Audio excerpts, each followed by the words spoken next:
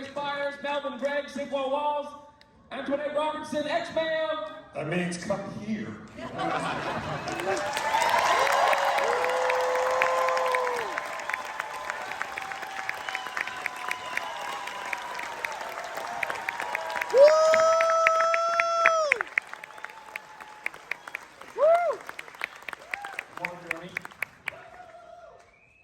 I'll swim for you. Keep it going, keep it going.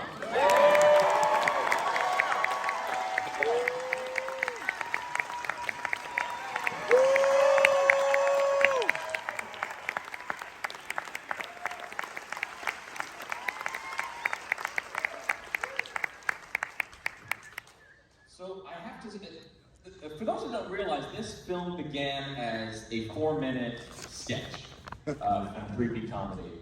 And what were the challenges in just taking something that was so condensed, so dense with humor and jokes and observation, and then having to expand that to the future?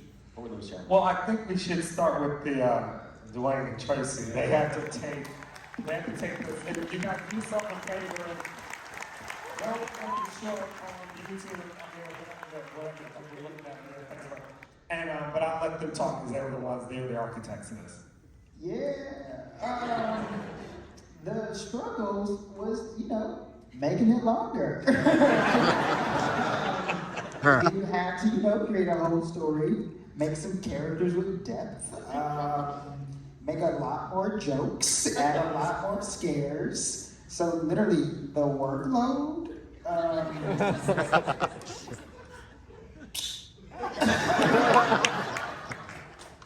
Yeah. Thank you, Dwayne. Yeah, I thought the sketch was brilliant, and I thought that it could be a really good feature. And I think the challenge is trying to deepen it and trying to figure out a way into it and a way to sustain 2 hours was so high.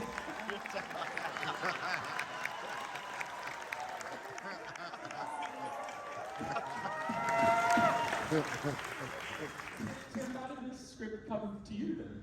Well, I was a part of, I was brought the idea of Brian Dobbins, who's in the audience somewhere. And he and Charlotte Sumner, Regine, came to me with this idea, and then I watched the short, and of course I was able to sit down with Tracy and Dwayne. We went and pitched it to our partners in Marcy, and they said, go write a script. And then of course it took the geniuses over there, it took a time to do it. I was never supposed to direct it, so I was a producer and figured, we'd find a director at some point.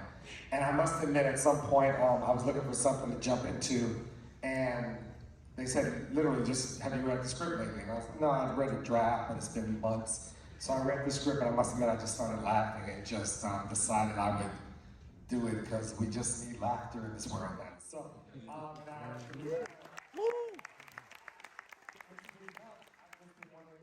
fuck it up. So I just said, let's go and do it. I'd love to hear from the cast about what your first impressions of the project were. Were any of you familiar with the sketch? Yeah, it went viral. It was hilarious. Oh man, reading the script for the first time, I was like, this is insightful, it's original, it's funny as shit. I can't wait to play with all of these amazing people, and the magic that we had on set translated on screen. Oh, the chemistry is incredible. Obsessed from day one.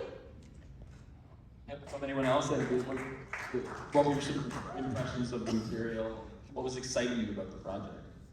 It was really funny. Like she said, it went viral, so if any of you haven't had a chance to see what that sketch looked like, it was extremely funny.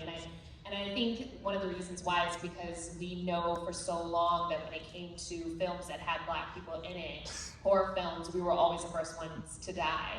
And so this was such an interesting take on, if everybody's Black, who's dying first, you know what I mean? I love that basically, like, apart from the beginning, you Scream 2 homage, but no one dies, like, that's the main group, but that's amazing. Yeah, that's on purpose.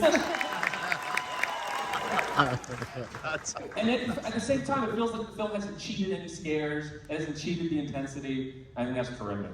If you could raise the house lights, if there's any questions in the audience, I'd love to take some. Yeah, any questions right there? I just wanted to know the casting process for this So how did you find the cast? That's it.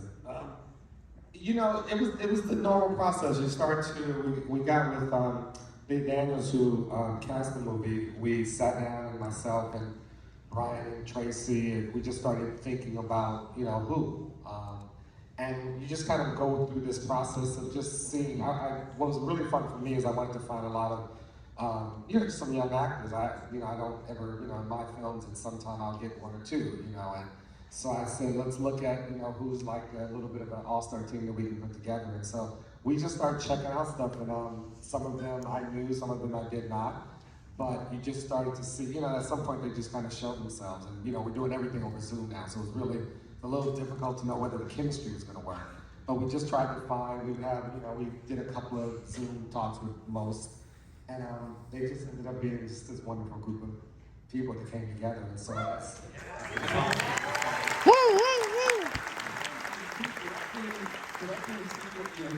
There's so many characters on screen at the same time. Everybody has a line. Everyone has, you know, a beat to get through. What was the preparation process, then the rehearsal process?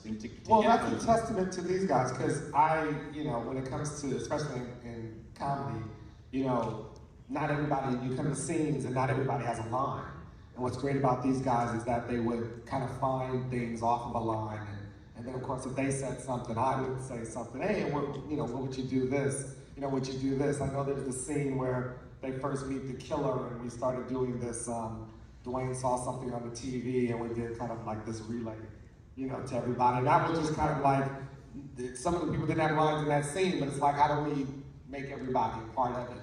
And then they take, my lead with it, and give them the freedom to add their stuff, and and that's what was great about these guys. They just gave each other a chance to kind of add stuff. Tim Story's a fucking legend, and we really love working with you.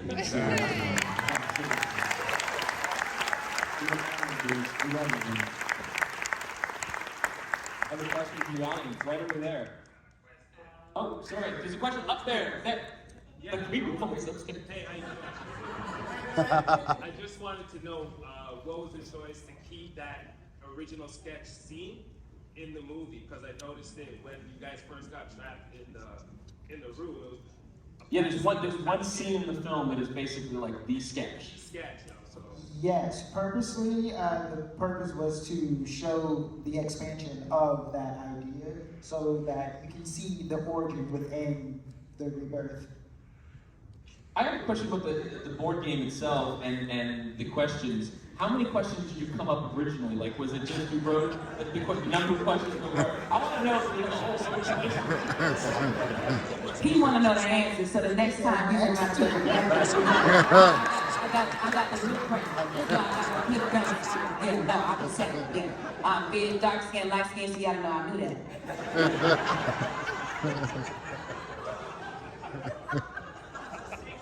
I love these people. Sequel. Expansion board game. I pointed to someone before we went to the balcony, but yes. So you do put a lot of different movies, genres in the film, horror movies especially. To the director, is there somewhere in the movie you wanted to lean, or you wanted to cover all types of horror? I mean, the question's about balancing horror with the comedy, I suppose, right? And more like, what horror movies did he inspire him to put into the movie? Okay, so did you draw influences from other horror films that you Well, wanted in there? I did, and I know this sounds funny, but I keep throwing it back to Dwayne and Tracy because Dwayne is like this little encyclopedia of horror films, and I have my own that I grew up on, and slashers that we all know. I grew up on the Freddy and Friday the 13th and normal. But I also go into aliens and I go into a whole. But Dwayne is like this kind of savant when it comes to horror films. So I gotta let him speak on. Oh, savant. I'll never leave that one there. Me and Tracy both are lovers of horror, and as many references as you saw, we did as many as we could, because I think that speaks to kind of the theme of the film is like horror exists, and in watching horror we absorb that, and in doing so, that allowed us to not die in this movie. Right there. Tim, can you talk a little bit about balancing the action, comedy, and horror beats, all three of those genres simultaneously? Well, it's funny, I kind of, I grew up on 80s comedies, which were really R-rated movies, and so those films that I learned, and most of them, and as I studied them, I learned that they were dramas originally, like when you find that, you know, Eddie Murphy wasn't supposed to be in Beverly Hills Cop, you know, and it was supposed to be this dark film, and then you put him in and it becomes a comedy. So I've always approached it as just make the, I guess the stakes work, you know, whatever that is, whether it's action or whatever you're in. And then on top of that, if you just get great, you know, actors like this who then, and another secret is, you know, pretty much in any situation, a group of black people are funny. And because we're passionate about our opinion, whether we're right or wrong, we're passionate about it. I use the word passionate as, you know, we'll keep it at that. So, and our arguments, and it's really funny because I must admit, I try to replicate the arguments that my family used to have, my aunts, my uncles, and friends, and this and that. And I used to really just kind of almost record them. So I just find that when I put, you know, great actors who are passionate about or their opinions, like these guys here, once you put them in a room and you put a killer after them, it kind of writes itself, and you know, it's just cutting back to them at the right time and this and that. And really, when it comes to balancing that, you know, I kind of go what is enjoyable, and when it, you know, if it makes me laugh, then you know, so far it's kind of worked. You know. There was this really great moment that actually ties in all three when we were shooting it. This is totally Tim's idea, and clearly, easily one of my favorite moments in the movie now. But when the killer comes back out and you see him after he gets stabbed in the foot, that's horror.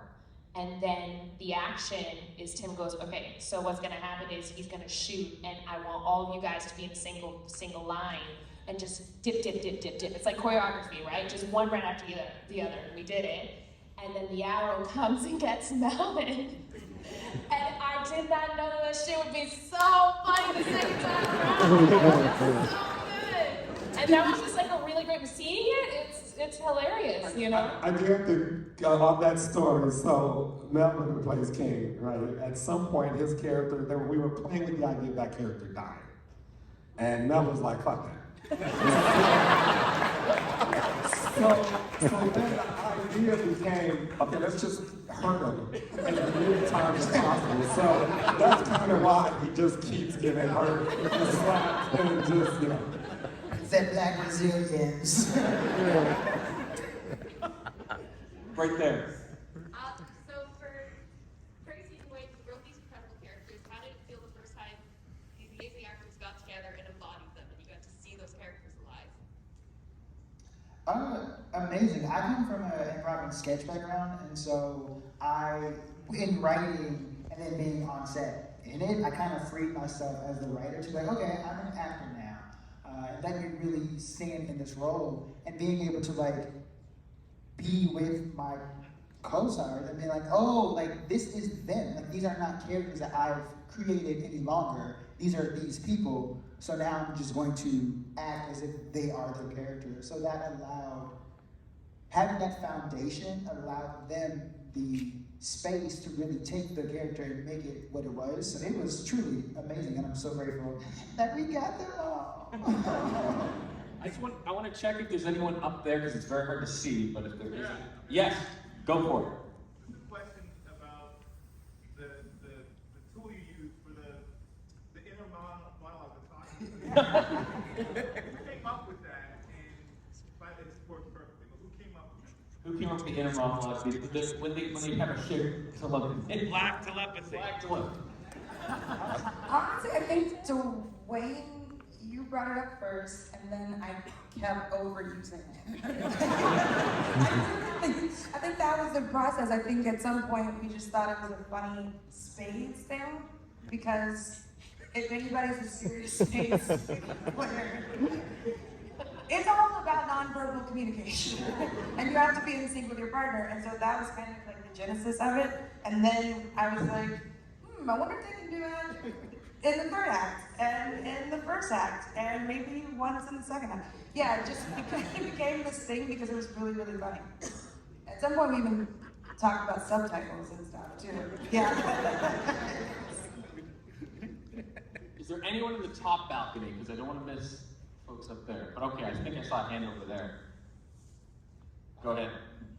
What do you think how do you think you're gonna react if you see people walking around with those masks?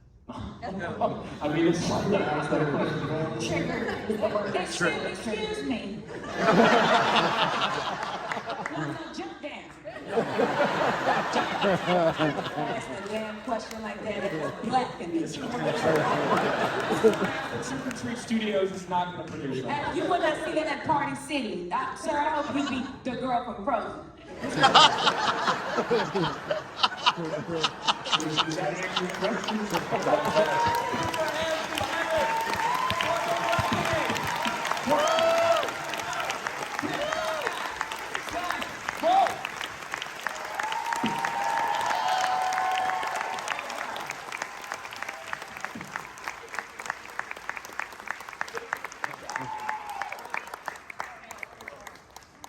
We're going to take a picture, guys. Midnight Madness family.